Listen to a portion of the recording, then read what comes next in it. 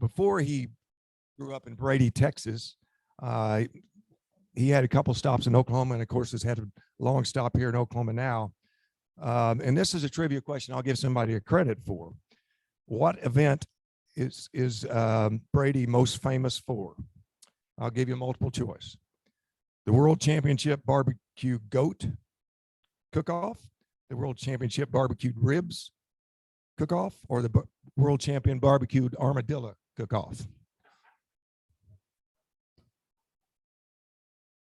You're saying armadillo? Bad answer. It's a barbecue goat contest. 6,000 pounds of goat cooked, over 15,000 people attend. And I know you're saying you've got a goat to be kidding me, but anyway, a town of 5,500, that's not so bad at all. Anyway, it's on Labor Day weekend.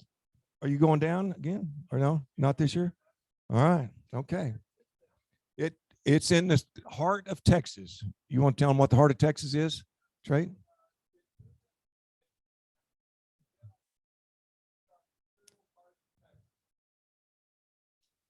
The other thing they're famous for. There you go. Town. I think I read where Brady is actually the closest city to that heart of Texas, like 15 miles or something. Pretty cool. So much. There's some great trivia right there. In 2020, Trey Thompson was unanimously selected by the Oklahoma Historical Society Board of Directors to take the helm as executive director. Prior to that, he spearheaded a multi-million-dollar restoration project at the state capitol, was a political advisor, and worked in the telecom business and consulting fields. Thompson has also been adjunct professor at 3 universities in Oklahoma. He began his career with the state as a policy director for the former Oklahoma Senate Pro Tem, Brian Bingman. During that 4-year service, Thompson read every bill submitted to the Senate. Every bill submitted to the Senate. God bless you. Met with citizens of across the state and learned how to work with others to achieve shared goals. He's been a project manager for the Oklahoma Capitol Restoration Project, spearheading the preservation and restoration of Oklahoma's most important historical artifacts, the state capitol. Like I said, originally from Brady, Texas, he grew up on a farming and ranching background with family. And I think he was 8 or 10 years old and he was chopping cotton. Is that probably about right? Yeah. Okay. Graduated from ORU in Tulsa in '96 and went to grad school at A&M. Family includes his wife, Sarah, and 2 kids, Kale, 14, and Lila, 10. Help me welcome Trey Thompson.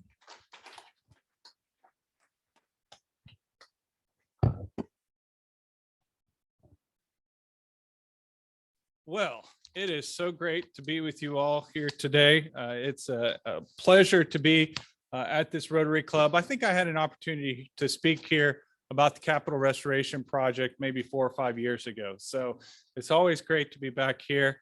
And one of my favorite things, and I don't know where Jim Halligan went, but I loved working with him when he was a senator up there. So my first job in state government, I was a policy advisor to Pro Tem Brian Bingman, and got to know all of them well, and got to know Jim Halligan well. And one of my favorite things was on Thursdays after session was over, a lot of the members would go over to the Boulevard cafeteria, and they would invite me from time to time to come over and join them for the Boulevard cafeteria. And one of my favorite memories was Jim Halligan and Senator John Ford from Bartlesville would have a competition every Thursday at lunch to see who could spend the least amount of money on their lunch. And so it's one of my favorite things. And sadly, the Boulevard is no longer. It got bulldozed not too long ago. So yeah, right.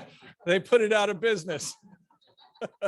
But it's great to be here with you today. I've been director of the Historical Society now for about 1.5 years. I took over for Dr. Bob Blackburn, which I'm sure many of you are familiar with.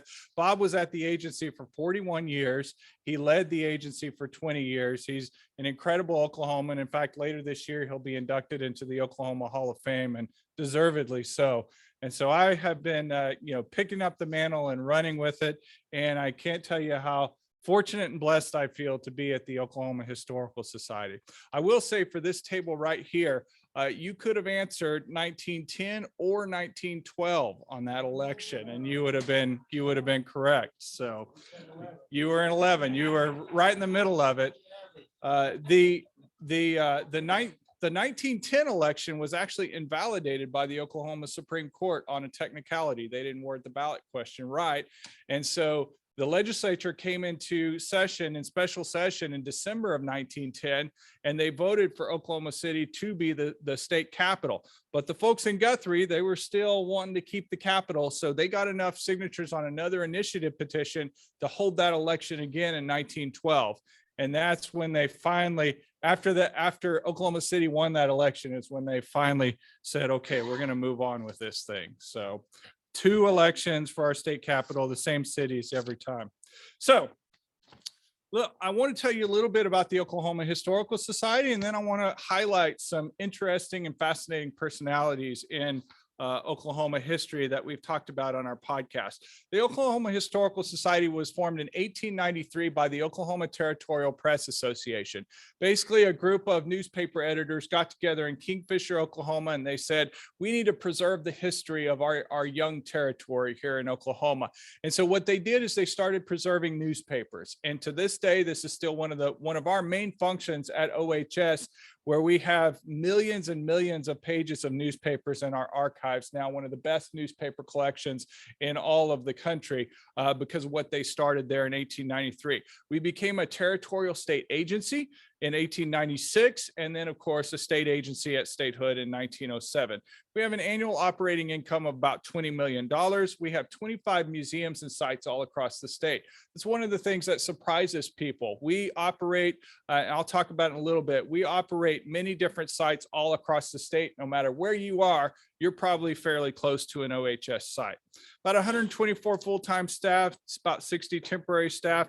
The Oklahoma History Center in Oklahoma City is the only museum in the world, let me say that again, the only museum in the world that's affiliated with the Smithsonian, that is an affiliate of the National Archives, and is accredited by the American Alliance of Museums. We're the only one that have those 3 designations at one time, and it's right here in Oklahoma, and it's something we're proud of, and I hope it's something that you can be proud of as well. We have over 1 million images that we've digitized now that's available online, over 130,000 artifacts that are available in our collections, and to date we've shepherded over 1,400 nominations of historic buildings to the National Register of Historic Places. So what do? Like I said, we manage those museums and sites all across the state. We have our digital archives, we have our document archives, we have all of our video archives as well. We put out publications, which includes the Chronicles of Oklahoma, which last year celebrated its 100th birthday. This is our academic journal of scholarly articles on Oklahoma history that comes out 4 times a year. We have our Encyclopedia of Oklahoma History and Culture, and that's available for free on our website. So if you want to know something about Oklahoma history, go to our website, look up that encyclopedia, and it's a good way to get a quick bit of knowledge on numerous Oklahoma history topics. And we also have newsletters that we send out as well. We partner through our State Historic Preservation Office with the National Park Service to do the National Register of Historic Places program, the Historic Tax Credits program, and the Section 106 program for the federal government. And then we manage the Gateway to Oklahoma History, which I'll talk about here in just a second. These are our museums and sites across the state. Now, what I want to point out about this is no matter what you're interested in, we probably have a site that would be interesting to you. So are you interested in prehistoric history? Then you need to go to Spiro Mounds. Spiro Mounds is the only prehistoric archaeological site in the state of Oklahoma that's open to the public. And a little bit of one thing I want to point out here, September 21st is going to be the equinox. Every time we have a solstice or an equinox, we have special programming because if you've ever been out there, the Mississippians built those mounds to be directly in line with the sun, depending on the time of the year. So you can be out there at night and see that sun set right in line with some of those most significant mounds out there. And it's pretty fascinating. So we have prehistoric site. I have a working bison and cattle ranch at Pawnee Bill Ranch, not too far from here. We have historic forts. We have historic homes. So you can imagine some of the purchase orders that I have to sign are pretty interesting a lot of times. I had to sign a purchase order the other day to buy a sheepdog. Why? Because we have a living history farm at Hunter's Home near Tahlequah, and we have sheep there. So we have a little bit of everything, and I want to encourage you to go out and take advantage of these sites that we have across the state. Our Gateway to Oklahoma History. Now, this is an incredible resource for you. Many of you can't go to Oklahoma City and come to our research library, although I would encourage you to do that. But we have this online repository, gateway.okhistory.org, where many of our resources have been digitized. Millions of photographs are out there available. Millions of pages of newspapers are available. Now, I'll warn you, this thing it's a rabbit hole. If you get into this, most likely you're going to find something that's completely opposite of what you're looking for. And 2 hours later, you will have gone down the rabbit hole. But it is so fun. I love going into those old newspaper articles and looking and doing research, but we have documents available, maps available. So this is a great resource for you. On that Gateway page, we have a video that's instructional that tells you how to use it. And we think it's a great resource. So we encourage you to check that out. A few accomplishments that we had last year. One of the things that I was very proud of is that we relaunched our Oklahoma History podcast, which is called A Very Okay Podcast. And my co-host on that podcast is Dr. Bob Blackburn. We distributed over $486,000 in grant money to small historic museums and sites across the state who want to do everything from strategic planning to planning new exhibits to digitizing some of their own collections. And we were very happy to be able to do that. Representative Ranson's here today, and we're able to do that because the legislature continues to fund that program. And we're very happy about that. We've completed principal construction on the Oklahoma Museum of Popular Culture in Tulsa. We have created a Friends of the Multicultural Office to be able to have outreach into different cultural communities into Oklahoma. One of the things that we've really wanted to start doing is trying to tell stories that we haven't been able to tell before because we don't have the documents or the photos or the archives. And so we want to get out and do those things. We premiered a new documentary film on the Battle of Honey Springs, which took place near Chakotah, Oklahoma. And then we also have a new exterior exhibit called Tip of the Spear. And you can see that in the photo there on the screen. That's a Huey helicopter that was used during the Vietnam War. Captain Bob Ford is one of our patrons at the museum, and he was able to help us procure this and able to help us do the exhibit out there. And we're very, very excited to have that. During this past legislative session, I'm very excited to announce that the legislature passed a $46 million bond issue for us that's going to help us address decades of deferred maintenance at our museums and sites across the state. As I took over last year and I was going to all of our museums and sites, I noticed that they were in much the same shape that I encountered the state capitol in when I started that restoration project. We had roofs that were in bad shape, facades in bad shape, parking lots falling apart, exhibits that haven't been touched in about 40 years. And so we needed to do some pretty desperate work out at our museums and sites. And so thankfully, the legislature agreed with us. And this is going to be a really transformative project for us to be able to address some of these needs that we have. We are also able, after years and years and years of budget cuts, to get an increase in funding so that we could hire new staff. We have large sites. So Pawnee Bill Ranch, we've got about 500 acres out there. We have 3 full-time people, and that's the people that have to feed the bison and the longhorns and keep the grass mowed and also do the museums and the exhibits. And it's just unsustainable. And so thankfully we were able to get some money to help us at our museums and sites across the state and enhance our funding there. One of our newest projects was in conjunction with the completion of the Capitol Restoration Project, which I managed for the state for almost 7 years, along with your daughter, with Lisa's daughter there, Lucy. We were able to install a new museum into the ground floor of the state capitol, and it's 4,400 square feet. We have over 125 artifacts and 13 exhibit cases there that we're able to tell the story of the capitol, but also talk about what happens in the building, the legislative process and the branches of government. and the founding documents of Oklahoma, including the Sequoia Constitution and our state constitution. So this is a great museum. It's open from 8 to 5 every day, Monday through Saturday. It's free to get in. So I encourage you, go check out the state capitol and go visit this museum. A couple of things that you'll be interested to find in there, just a little highlight for you. We have the quill pen that Theodore Roosevelt used to sign the statehood proclamation in 1907. That is on display in there. We have the silver-plated pickaxe that Governor Lee Cruz used in 1914 to break ground to start the Capitol Restoration Project. And probably one of the most valuable artifacts that we have in that museum is the hard hat that I wore during the restoration. So, yeah, no, I mean, it's been appraised. They can't even put a dollar figure on it. It's so valuable. So, one of the things I always like to touch on, since I am the history guy, is talk a little bit about some Oklahoma history here and check my time to make sure that we're doing okay. I like to talk about our podcast. Now, we started this as a way to try and get Oklahoma history out to more people. You all are driving across the state, you're driving on your commutes and all those kinds of things. And so as I took over the Oklahoma Historical Society last year, Dr. Blackburn and I were driving to our different sites to go meet staff and everything.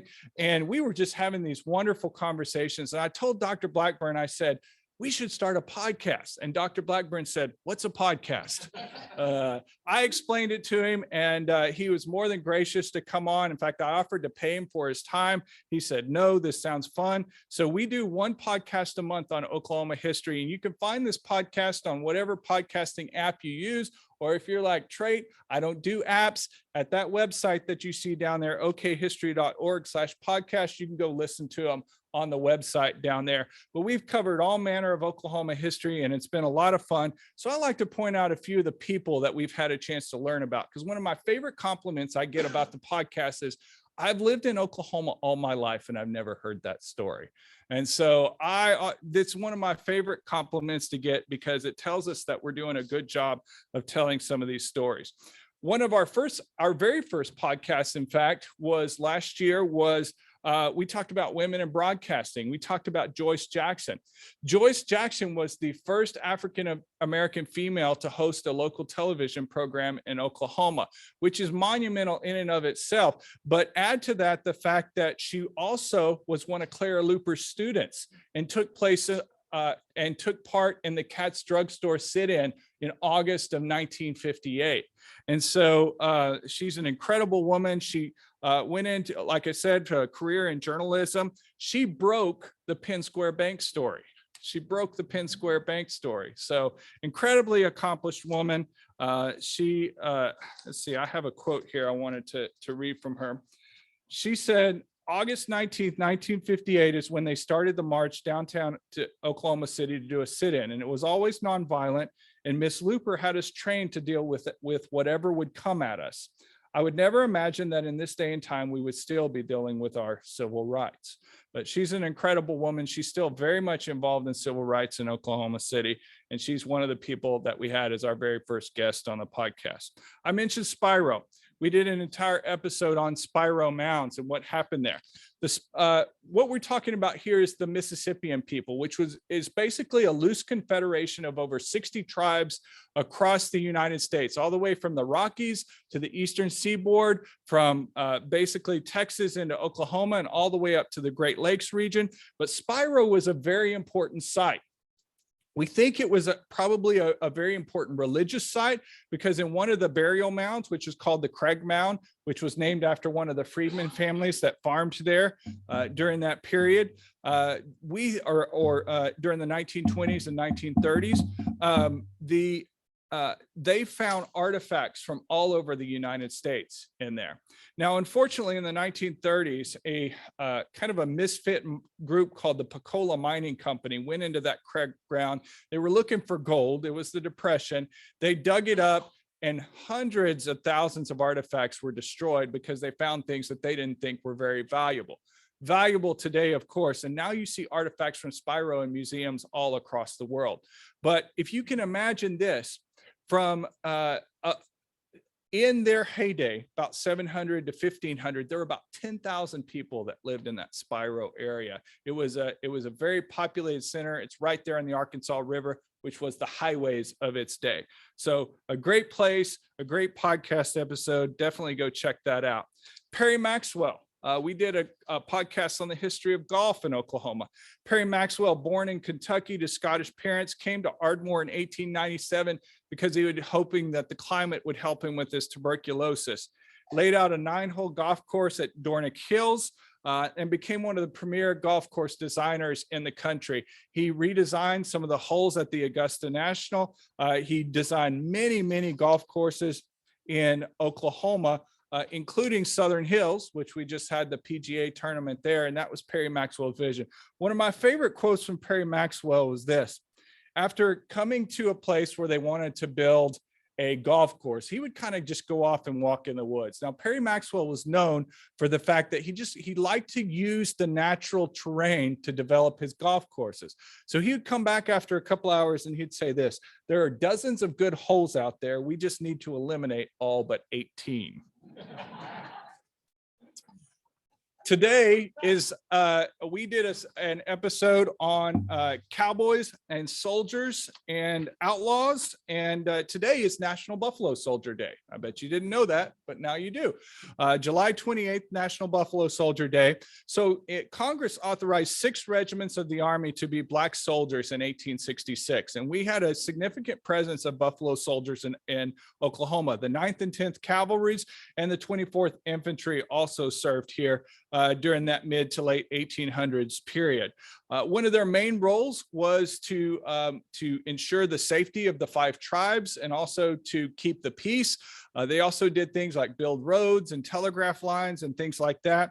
But during the late 1800s, one of the things that they had to do was kick the boomers out. As people were coming in and trying to settle into Indian territory, it was their role as mounted cavalry to be patrolling that area. Many of them were based at Fort Reno, and they would come in and kick the boomers out. And of course, the boomers would come back. One of the most prominent Buffalo soldiers was a guy named Henry O. Flipper. He was the first black man to graduate from West Point in 1877. Now, he was stationed for a while at Fort Sill, and at Fort Sill, he designed a trench system, a drainage system to drain the bottomland and the swampland there because they were having a terrible problem with malaria. And so he was the person that designed that, and those ditches worked for about 100 years down at Fort Sill.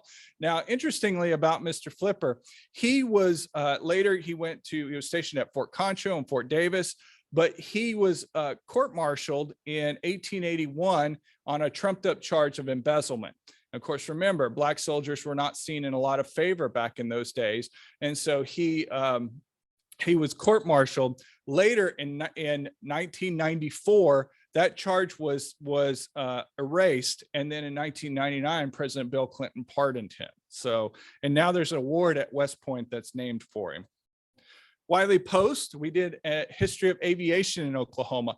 Wiley Post lost his eye in an oil field accident, became a pilot for FC Hall. Now, here's the thing about Wiley Post, and if there's a movie to be made about an Oklahoman, he would be one of the first people on my list. He's the first person to fly solo around the world. I don't know if you knew that or not. He's also the first person to experiment with high altitude flying. He invented, and we have a replica of it at the History Center in Oklahoma City, also with a replica of his plane that's hanging right there in our main rotunda. But he invented a flight suit for high altitude flying. Not only that, in order to get that plane, the Winnie Mae, which was made of canvas and wood, mind you, to fly up to 48,000 feet to reduce the drag, he would drop the wheels off the sucker. So every time he came and landed, it was a controlled crash. But he's the person who discovered the jet stream, and Oklahoman did that. Unfortunately, he was killed in a plane crash with Will Rogers. We've got the anniversary of that coming up, August of 1935. He was killed in that plane crash. Cheyenne Peace Chief Black Kettle. We did an episode on the massacre at the Washita that took place in 1868. Custer's troops attacked Black Kettle's encampment on the Washita River. About 122 Cheyenne Indians died, women and children included. And I think Custer lost about 12 soldiers. But that was an unfortunate part of our past here. And we did an episode on that as well. And then one of our most recent episodes was May Lily. So we did Pawnee Bill. I hope many of you have been to Pawnee Bill Ranch, but if you haven't, you should go. But May Lily kind of gets put in the shadows, and we were trying to bring her out of the shadows. She married Gordon Lilly, who is also known as Pawnee Bill, in 1886, but she's one of the reasons. She was behind the scenes helping him to build that very successful and large Wild West show in the late 1800s. When her baby died after 6 weeks, in order to combat the Depression, she started taking up writing and trick shooting and became an expert, and then started participating in the Wild West shows. And then later, when Pawnee Bill partnered with Buffalo Bill and they created their big Wild West show that ran until 1913, May Lily was not a fan of Buffalo Bill. She thought he was a bad businessman. He was a womanizer. He liked to drink too much. And she said, I'm out. She went back and managed the ranch and also became the VP of the bank. And so just an incredible woman. You can see here, I don't think I'd want to mess with her. She looks pretty intimidating to me, but just an incredible woman. And so we did an episode about that. Now, this is one of my favorite quotes from May Lily. Let any normally healthy woman who is ordinarily strong screw up her courage and tackle a bucking bronco, and she will find the most fascinating pastime in the field of feminine athletic endeavor.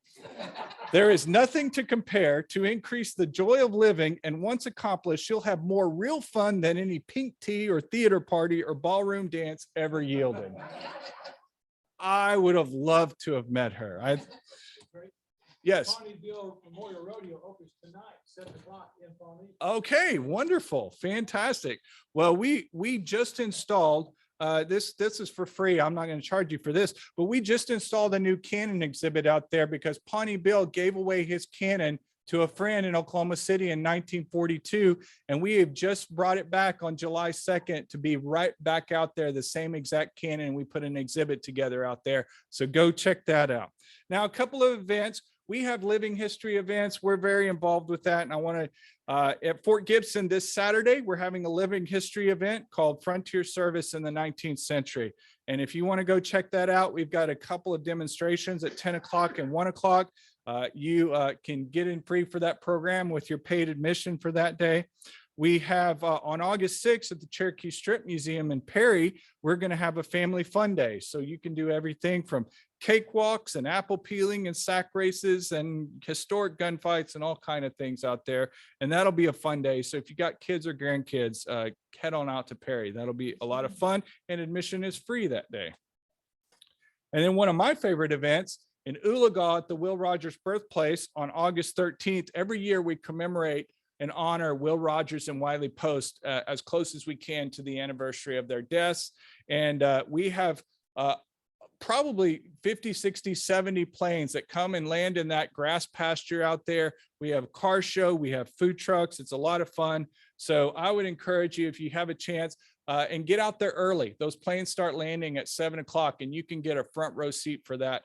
And that's a lot of fun. And I'll be out there too. So if you see me out there, come say hello. And that's going to be on August the 13th. Couple of closing thoughts. I have a book that's coming out on Monday. I took some time to write a book on the state capitol. We dug up a lot of old photos that haven't seen the light of day in many years, and I wrote all the captions for them. So you can find that wherever fine books are sold, I'm sure, or on Amazon. And if you want, go check that out. I've designated all of my royalties to benefit the Oklahoma History Center. So you can, everybody on these stocking stuffers, it'll fit perfectly in a stocking. So, and then I always like to end by saying one of the best ways that you can help us, of course, we are a state agency, we do get state appropriations, but it doesn't do everything that we need to do to keep our programming going and do all the things that we want to do. So one of the best ways you can help us is to become a member of the Oklahoma Historical Society. And for as little as $50 a year or $35 a year if you're a student, you can some of the benefits for that is you get in free to all our sites as many times as you want to go. You get discounts on special events and merchandise. You get subscription to the Chronicles of Oklahoma. You can vote for our board of directors. And so that's a great and pretty non-expensive way to support what we're doing at the Oklahoma Historical Society. And with that, I'm hopeful that we have a couple of minutes maybe for some questions, and we can go. Yeah. So I grew up here in Oklahoma in the 50s, in school in 50s and 60s. I know it's hard to believe. But there are two events that have happened in the last 10 years or so that we're just beginning to hear about. It's the Black Wall Street and the Osage. Have you addressed any of those in any of your museums? Yeah, so at the Oklahoma History Center, we do have an exhibit on Black Wall Street, and we've worked closely with the Greenwood Rising folks there on some of the stuff that they're doing. In fact, next week I'm going to speak at the 1-year anniversary of Greenwood Rising in Tulsa. On the Killers of the Flower Moon, I don't know if I'm trying to think and see if we have an exhibit. Of course, one of our sites is the Whitehair Memorial near Pawhuska, where we have a lot of the archives from that particular period in history. And that's open to the public as well, and people can go do research.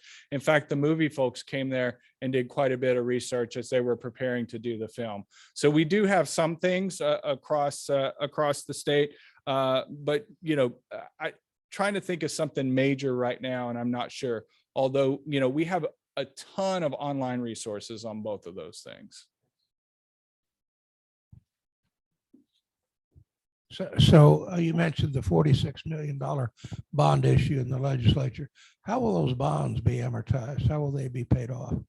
So those are paid off with tax dollars. So the way that the bond issue works is it's kind of like the debt on your mortgage, is that every year the legislature will appropriate us the money to be able to pay the debt service on those bonds. So it's going to be about $2.8 million a year for 20 years to pay off those bonds.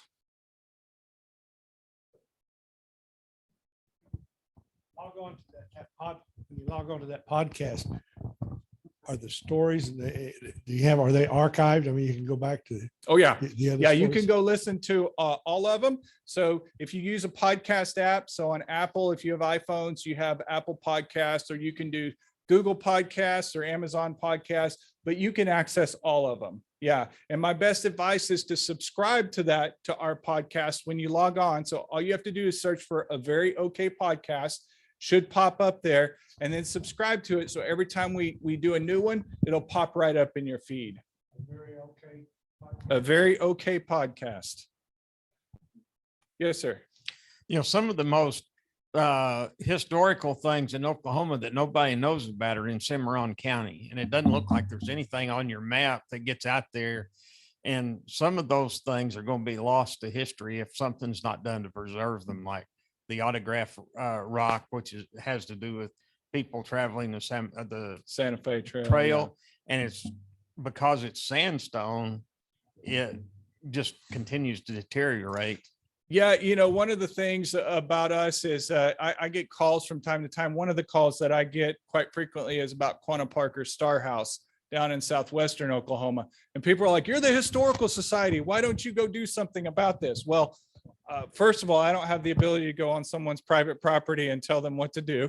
And second of all, we do have, kind of a finite amount of funding that we're able to do that. So, Autograph Rock, it's on private property. It's not part of our umbrella of things that we get to do.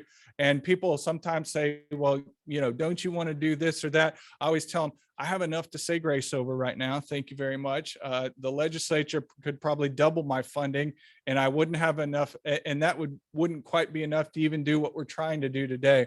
I wish that I could save every historic site in the state, but we try to do the best we can with the resources that we have to preserve that part of history that we've been entrusted with. But I wish I could do all of it. How often do you change the exhibits? So we try, small exhibits will change from time to time. Large exhibits will be a little bit longer. In fact, one of the things that we're going to do with the bond issue is the Native American Gallery, which hasn't really been changed in about 20 years. And we're going to completely redo that with our bond issue that we have. But you can come once every couple of months and probably see something new at the History Center in Oklahoma City, because we do put up smaller exhibits quite frequently. Let's give Trey a big hand. Thank you. It's been a pleasure.